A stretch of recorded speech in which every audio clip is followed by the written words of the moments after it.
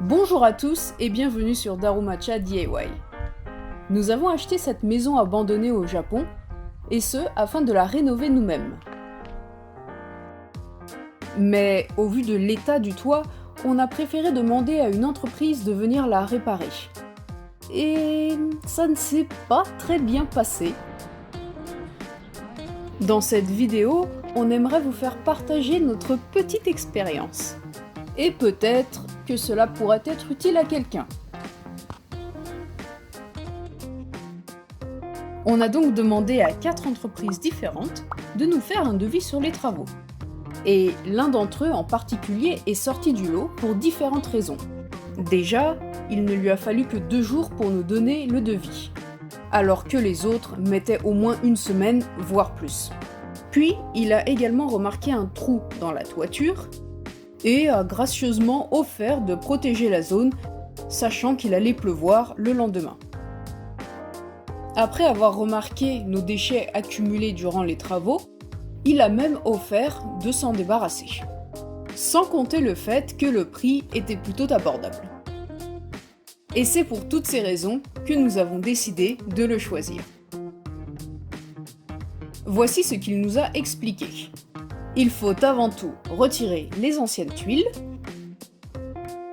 ainsi que les barres en bois sur lesquelles sont fixées les tuiles, de retirer l'ancienne sous-toiture, une sorte de bâche imperméable, de vérifier s'il y a des zones endommagées et de les réparer, et une fois tout cela fait, de disposer par la suite des planches en bois, ainsi qu'une nouvelle sous-toiture, de nouvelles colonnes en bois, et enfin de remettre nos tuiles. On a décidé de conserver les tuiles d'origine parce qu'elles sont vraiment solides. Après tout, ça fait 50 ans qu'elles sont là. Et puis ça fait partie du charme de la maison. Donc tout ce travail devrait durer environ 4 à 5 jours. Et voilà, le premier jour des travaux est enfin arrivé. Le gars ainsi que 4 de ses employés sont venus à la maison. Pendant que certains étaient en train de retirer les tuiles, d'autres amenaient le matériel. Ici, vous pouvez apercevoir la nouvelle sous-toiture, et ici les planches. Mais quelque chose me dérange. C'est pas un peu trop fin, ça? Elles ne font que 5 mm d'épaisseur. Alors, on a demandé au gars si c'était normal que ce soit aussi fin, et il nous a dit que 5 mm était la bonne épaisseur, sinon ce serait beaucoup trop lourd pour la maison. On n'était pas vraiment convaincus, mais bon, on les a laissés faire. En l'espace d'une journée, ils ont retiré l'intégralité des tuiles d'un côté, fixé les planches, et même la sous-toiture. Le deuxième jour, le gars ne s'est pas présenté, mais seulement 2 de ses employés. Ce coup-ci, ils se sont penchés de l'autre côté du toit. Ils ont retiré les tuiles ainsi que les barres en bois. Au bout d'un moment, lorsqu'on est sorti pour prendre notre pause café, on a découvert qu'ils étaient en train de mettre la nouvelle sous-toiture directement sur l'ancienne sans avoir mis les planches en bois au préalable. Alors du coup, on s'est empressé d'appeler le gars, et ce dernier nous a dit que c'était la faute de ses employés. Cependant, les employés nous avaient expliqué en amont qu'ils suivaient les directives de leur patron. Et c'est à ce moment-là que notre confiance en eux s'est brisée, un peu comme ses parpaings. En plus, ils avaient quasiment fini de poser la sous-toiture. Et si on n'était pas arrivé à ce moment bien précis, on ne l'aurait peut-être même jamais su. Du coup, les employés sont allés récupérer les planches manquantes et l'ont recouvert sur la sous-toiture posée en amont avant d'en remettre une deuxième couche. On a demandé à être appelé à chaque étape de la procédure pour être sûr qu'ils faisaient bien leur travail correctement.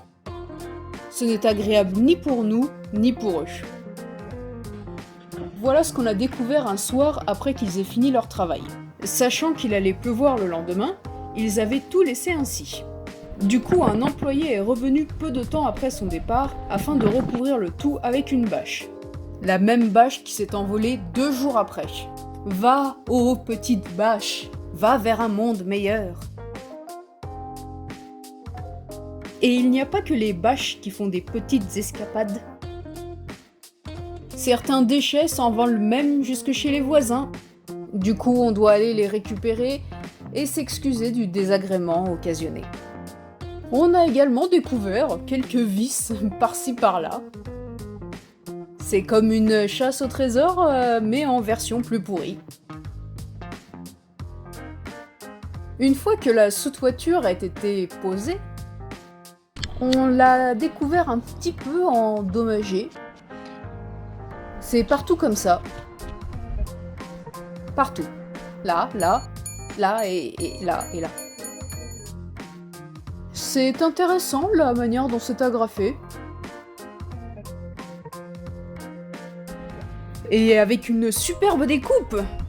Même ma nièce d'1 an fait mieux que ça. Je comprends pas, on est censé le voir, ne pas le voir.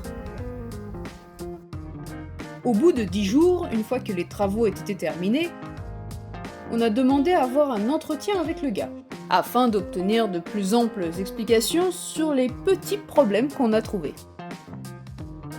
Comme le nombre incalculable de vis qu'il ne touchait absolument rien. Il vient d'admettre lui-même que c'est effectivement mal placé. Puis les tuiles sont pas alignées.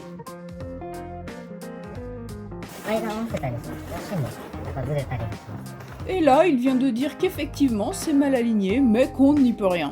Et autre chose qui nous a assez frappé, voici une photo d'avant les travaux, on va la comparer. On peut donc observer que les tuiles ne sont plus alignées. Il nous a dit ne pas avoir touché à cette zone. Voici le chemin qu'empruntaient régulièrement les employés pour accéder au toit.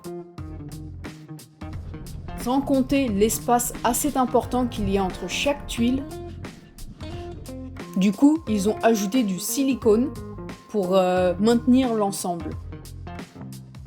Bon, peut-être que certains espaces étaient trop larges, mais je comprends pas, c'est censé toucher quoi là? Et il y a encore pas mal de choses malhonnêtes du même style. Ils n'ont finalement pas récupéré nos déchets comme convenu. Ils n'ont pas réparé les fissures sur les tuiles endommagées. Ils ont laissé un bordel pas possible. Et puis on a retrouvé des morceaux de nos tuiles un peu partout.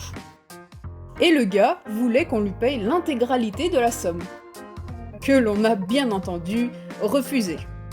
Après lui avoir évoqué notre envie de le signaler aux droits des consommateurs, il s'est tout de suite empressé de nous faire une belle ristourne. Alors, il est vrai qu'on aurait pu le signaler, mais on a préféré accepter son offre et en terminer une bonne fois pour toutes. C'est vrai que toute cette histoire a été une belle source de stress. Et au lieu de passer des semaines, voire des mois à se battre, on a préféré mettre notre énergie dans les travaux de rénovation, parce qu'il y a encore pas mal de boulot. C'est ainsi que s'est achevée cette histoire. Et du coup, on peut pas s'empêcher de comparer notre toit aux autres toits du voisinage, qui ont l'air beaucoup plus droits et mieux tout simplement. On est vraiment désolé pour cette maison, qui ne mérite clairement pas un tel traitement, car on ne lui veut que son bien.